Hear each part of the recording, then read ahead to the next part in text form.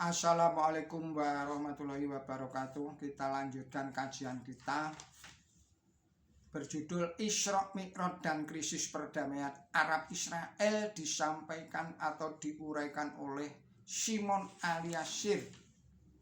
Saudara-saudara para pemirsa yang budiman, Assalamualaikum warahmatullahi wabarakatuh. Bismillahirrahmanirrahim.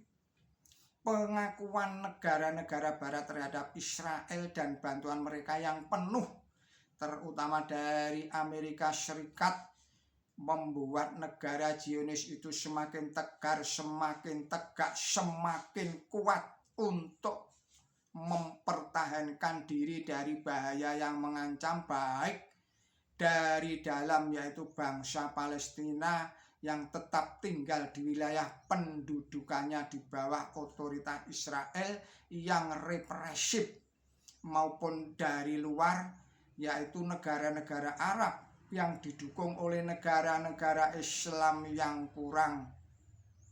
sekarang mulai mengendor. Pemerintah Zionis menggunakan berbagai cara lewat para politisi dan sejarawannya dipropagandakan bahwa apa yang disebut sebagai diaspora itu hanyalah isapan jempol dan omong kosong.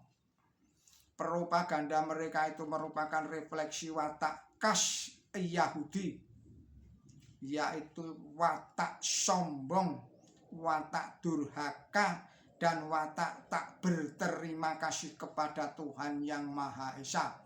Semua perbuatan itu hanyalah mengundang laknat dari Tuhan Yang Maha Esa, terutama karena diaspora nenek moyang mereka itu sebagai laknat ilahi yang telah dinubuatkan oleh Musa di Semenanjung Sinai sekitar 3.500 tahun yang lalu.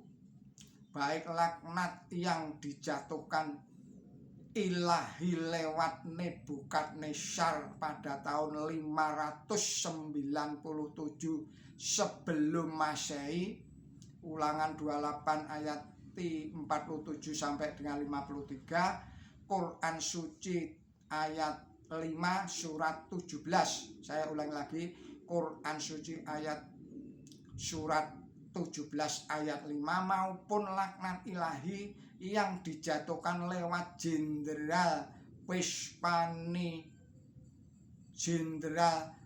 Vespasianus pada tahun 70 Masehi, Ulangan 32 ayat 20 sampai dengan 25, dan Quran Suci surat 17 ayatnya 7. Sejak saat itu nenek moyang mereka terusir kembali dari Palestina, mengembara ke seluruh dunia yang senantiasa berpindah-pindah dari satu negara ke negara yang lainnya.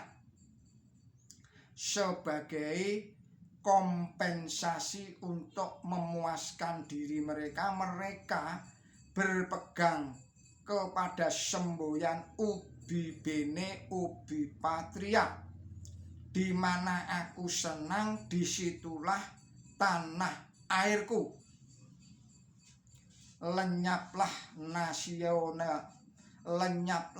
nasionalisme mereka. Saudara-saudara para pemirsa yang budiman, sumber dari kesengsaraan nasionalisme kaum Yahudi bangkit kembali setelah timbulnya rasialisme yang radikal anti kaum Semit yang mengusir mereka dari Rusia dan negara-negara Eropa lainnya.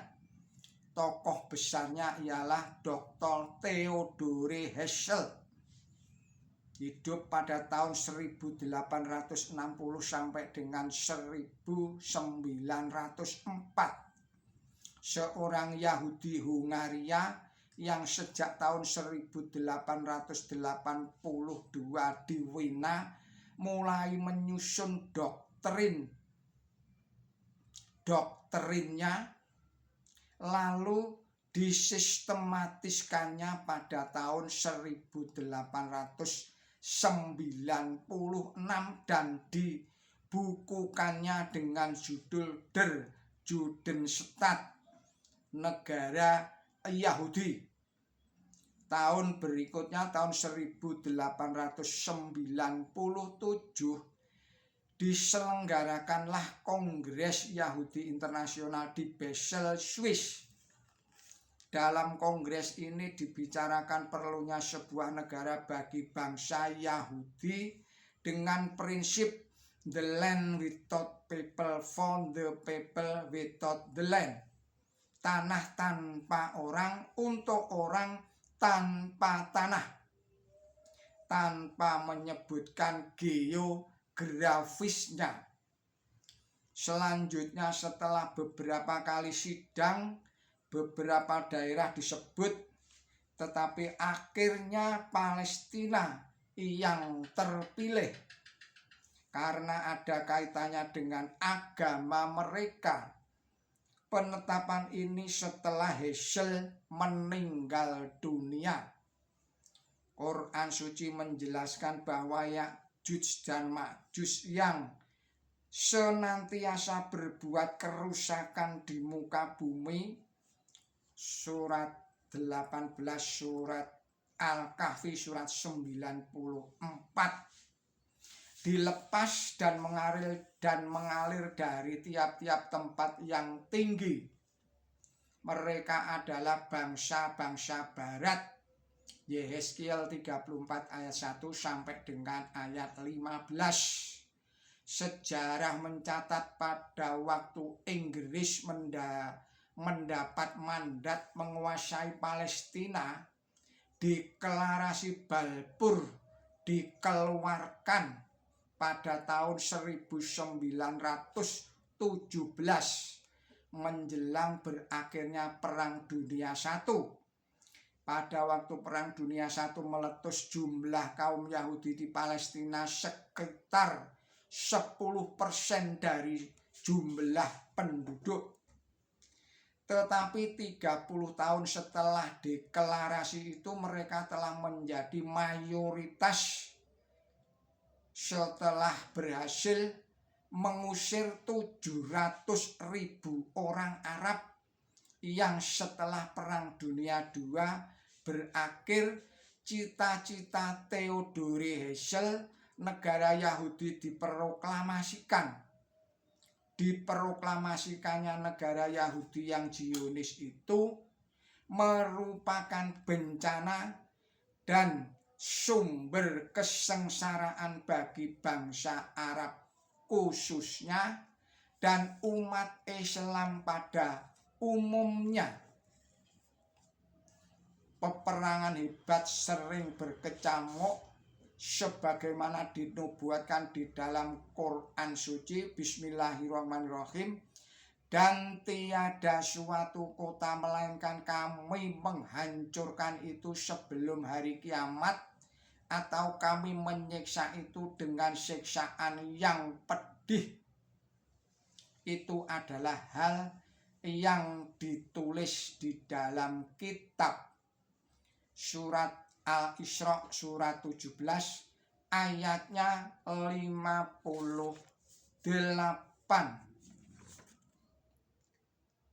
Pertentangan hebat itu terutama terjadi setelah berlaku atau berlalunya abad ke-19, sebagaimana diisyaratkan di dalam Quran suci. Bismillahirrahmanirrahim. Di atasnya ada 19, dan tiada kami membuat jumlah mereka selain sebagai ujian bagi orang-orang yang kafir, agar orang-orang yang beriman, agar orang-orang yang diberi kitab menjadi yakin, dan agar orang-orang yang beriman bertambah iman, dan agar orang-orang yang diberi kitab dan kaum beriman tidak ragu-ragu. dan agar orang-orang yang di dalam hatinya terdapat penyakit dan orang-orang kafir berkata, apakah yang dimaksud perumpamaan ini? Demikianlah Allah membiarkan dalam kesesatan siapa yang dikehendaki dan memberi petunjuk siapa yang dikehendaki. Dan tiada yang tahu bala tentara Tuhanmu selain Dia. Dan ini tiada lain hanyalah peringatan bagi manusia. Surat 74 yaitu surat Al-Mudatsir ayat 30 sampai dengan ayat 31. Kita akhirkan sekian dulu video ini. Saudara-saudara para pemirsa yang budiman, mohon maaf atas segala kesalahan dan kekilapan saya dalam menyampaikan kembali risalah ini. Billahi taufik wal hidayah. Wassalamualaikum warahmatullahi wabarakatuh.